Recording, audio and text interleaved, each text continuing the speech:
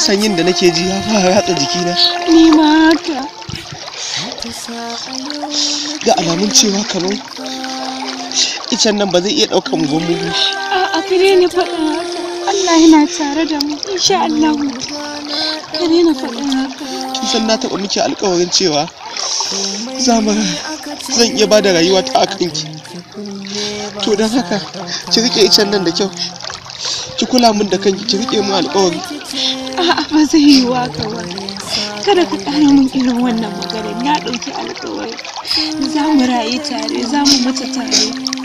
Ba zan iya rayuwa in babu kai ba. Ba burin masoya bane a ce su mutu tare. Ya dai kamata a ce masoya sun rayu tare.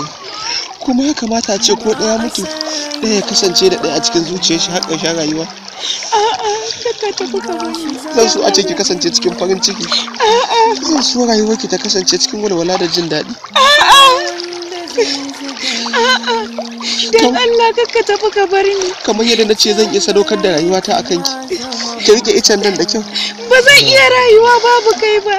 Kaka tafi ka bar ni. Ba mai raba mu sai mutuwa. Idan muke alƙawari da gaskiya mu zauna da juna.